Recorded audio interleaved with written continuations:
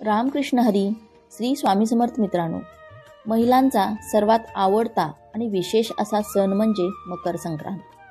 मकर संक्रांतीच्या दिवशी सौभाग्यवती स्त्रियांनी कोणत्या रंगाची साडी नेसावी, त्याचबरोबर कोणत्या रंगाची साडी चुकूनही नेसू नये, संक्रांतीसाठी कोणते शुभ रंग आहेत, तसेच संक्रांतीसाठी प्रत्येक स्त्रिया बांगड्या भरतात, तर बांगड्या भरताना कोणत्या रंगाच्या बांगड्या अजिबात घालू नये, शिवाय बांगड्या भरताना आपण कोणत्या नियमांचं पालन करावे, कोणत्या प्रकारच्या बांगड्या घालाव्या, अशी सर्व माहिती आपण आजच्या या व्हिडिओमध्ये पाहणार आहोत.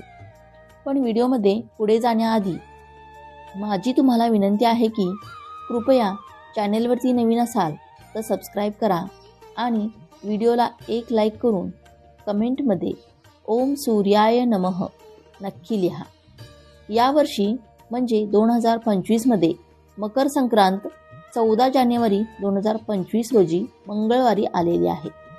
तर पौष महिन्यात जेव्हा सूर्य मकर राशीत प्रवेश करतो तेव्हा हा सण म्हणजेच मकर संक्रांत साजरी केली जाते. या दिवसापासून सूर्याचे उत्तरायण सुरू होते, म्हणजे सूर्य हा पूर्वेलाच उगवतो पण तो थोडासा उत्तरेला झुकलेला असतो आणि संक्रांतीपासूनच वातावरणातील थंडी ही हळूहळू कमी होऊ लागते आणि या संक्रांतीपासूनच दिवस हा हळूहळू मोठा होण्यास सुरुवात होते. कारण मकर संक्रांतीच्या आधी रात्र मोठी आणि दिवस लहान असतो, परंतु मकर संक्रांतीनंतर दिवस हा हळूहळू मोठा होत जातो आणि रात्र ही छोटी होत जाते.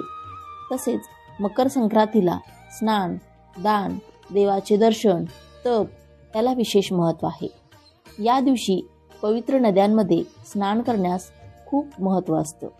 या दिवशी पवित्र नदीमध्ये स्नान केल्याने खूप पुण्याची प्राप्ती होते.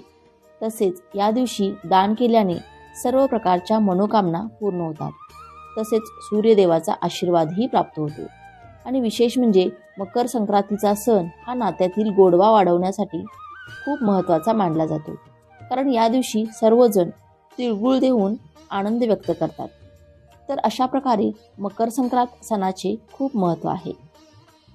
त्याचबरोबर महिलांसाठी हा सण अतिशय महत्त्वाचा मानला जातो. या दिवशी हळदी कुंकवाला विशेष असं महत्त्व असतं. याला सौभाग्यकारी सण म्हटला तरी सुद्धा चालेल. आणि त्यामुळे सौभाग्यवती स्त्रियांना प्रश्न पडतो की या दिवशी कोणत्या रंगाची साडी नेसावी आणि कोणत्या रंगाची साडी चुकून देखील नेसू नये. आपल्या हिंदू धर्मामध्ये प्रत्येक रंगाला वेगळं आणि अनन्यसाधारण असं महत्त्व आहे. कारण प्रत्येक रंग हा तुम्हाला एक वेगळी ऊर्जा प्रदान करतो. काही रंग सकारात्मक शुभदायी लहरी निर्माण करतात आणि काही रंग अशुभ मानले जातात, नकारात्मकतेचे प्रतीक मानले जातात. पण आपल्या हिंदू धर्मात काही 4 ते 5 रंग आहेत की ते अतिशय शुभ मानले गेले आहेत. प्रत्येक शुभ कार्यासाठी, देव कार्यासाठी हे रंग वापरले जातात. त्यामध्ये पहिला रंग आहे तो म्हणजे हिरवा रंग. हा सौभाग्याचा प्रतीक मानला जातो. कारण की नवरी लग्नामध्ये हिरव्या रंगाचा चुडा भरत असते किंवा महिला लग्न झाल्यानंतर शक्यतो हिरव्या रंगाच्या बांगड्या हातामध्ये घालतात. कारण त्यामुळे पतीचे आयुष्य वाढतं असं देखील आपलं हिंदू धर्मशास्त्र सांगतं. त्याचबरोबर हिरवा रंग हा निसर्गाशी संबंधित असल्यामुळे एक वेगळीच ऊर्जा आपल्याला मिळत असते. शास्त्रामध्ये देखील हिरव्या रंगाला खूप महत्त्व आहे.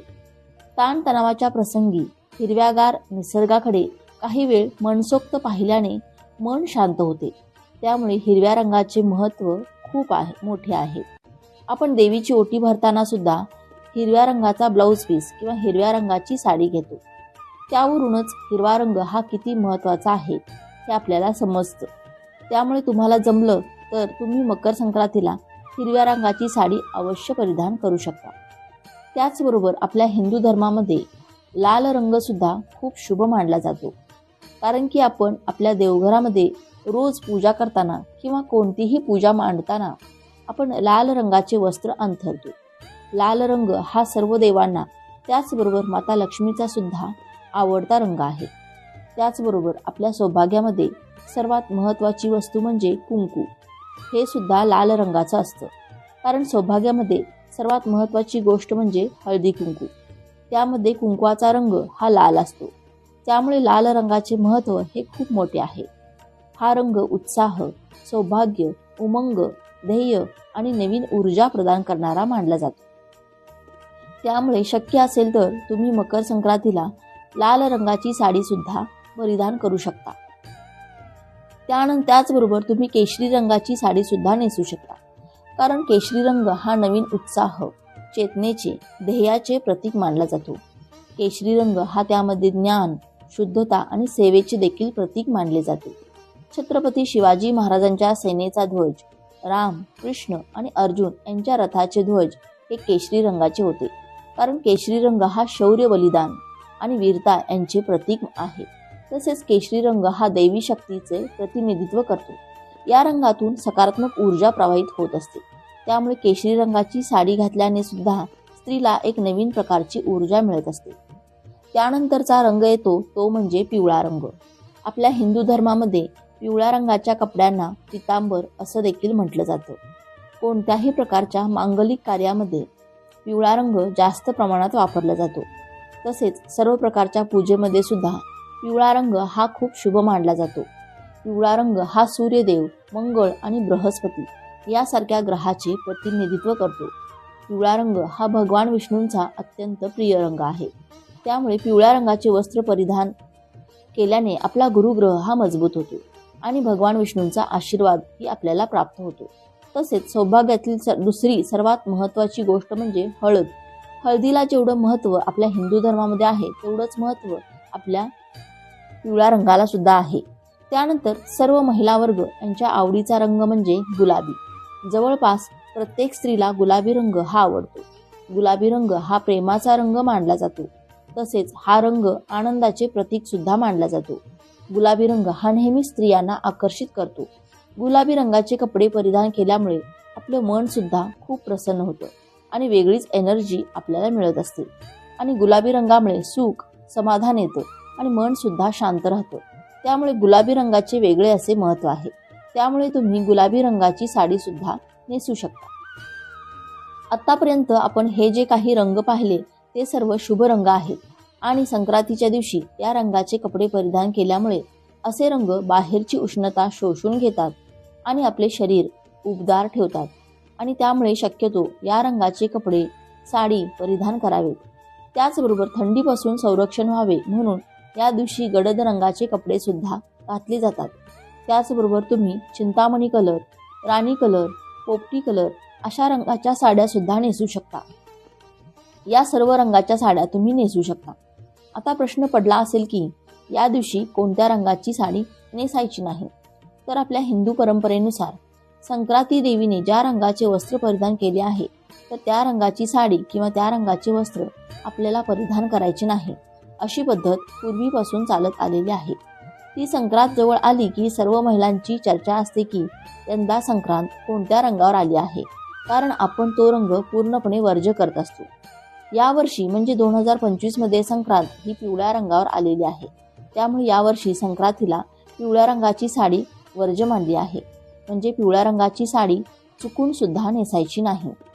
आपल्या सर्वांना माहीत आहेच की आपल्या हिंदू धर्मामध्ये पिवळा रंग हा किती शुभ मानला जातो. सर्व देव कार्यामध्ये हा रंग वापरला जातो. परंतु यावर्षीची मकर संक्रांत ही पिवळ्या रंगावर आली आहे. त्यामुळे आपल्याला पिवळ्या रंगाची साडी ही चुकूनही नेसायची नाही. आपल्या सर्वांना माहीतच आहे की आपल्या हिंदू धर्मामध्ये काळा रंग हा अशुभ मानला जातो. कोणत्याही शुभ कार्यामध्ये किंवा देव कार्यामध्ये आपण काळा रंग वापरत नाही. परंतु मकर संक्रांती हा एकमेव सण असा आहे की या दिवशी आपण काळा रंग हा आवर्जून घालतो. त्यामुळे तुम्ही काळ्या रंगाचे वस्त्र किंवा काळ्या रंगाची साडी देखील नेसू शकता. त्यानंतर बांगड्याबद्दल जाणून घेऊ. संक्रांतीला प्रत्येक सौभाग्यवती महिला या बांगड्या भरत असतात. महिलांच्या 16 शृंगारामध्ये बांगड्यांचा समावेश असतो. त्यामुळे आपल्या हिंदू धर्मामध्ये बांगड्यांना सुद्धा खूप महत्त्व आहे. संक्रांतीला सर्व स्त्रिया छान असा शृंगार करून ओसायला जातात, हळदी कुंकू करतात, तिळगुळ देतात आणि त्यामुळे महिलांनी हातामध्ये 2-2 का होईना काचेच्या बांगड्या घालायलाच पाहिजेत. आणि सर्वात महत्त्वाचा नियम, बांगड्या घालताना महिलांनी लक्षात ठेवावा की आपल्या उजव्या हातामध्ये 1 बांगडी जास्त घालावी. म्हणजे उजव्या हातामध्ये 7 आणि डाव्या हातामध्ये 6 असे घालावे. बांगड्या घालता असताना आपण तुटकी बांगडी चुकूनही घालू नये किंवा बाजारात वेगवेगळ्या मेटलच्या बांगड्या भेटतात, तर अशा मेटलच्या बांगड्या चुकूनही घालू नये.